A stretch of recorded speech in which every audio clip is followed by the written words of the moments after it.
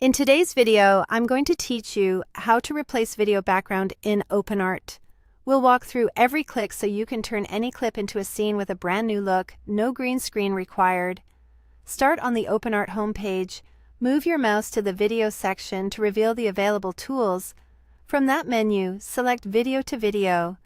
This is the workspace that transforms an existing video while preserving motion and subject details.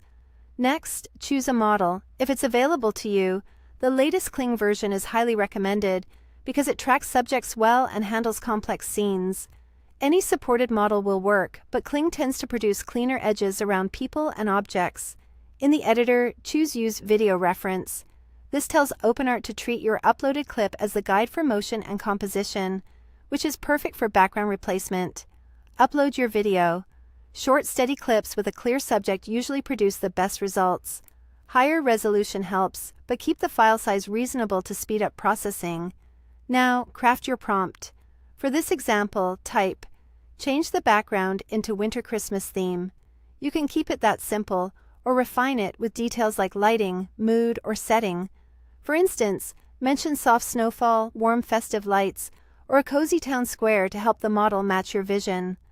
Avoid overloading the prompt with conflicting styles. Clarity beats quantity.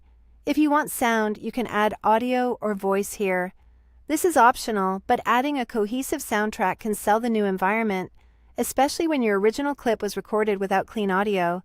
Adjust the aspect ratio to fit your destination. Use 16.9 for YouTube, 9:16 for vertical shorts and stories, or 1.1 for square feeds.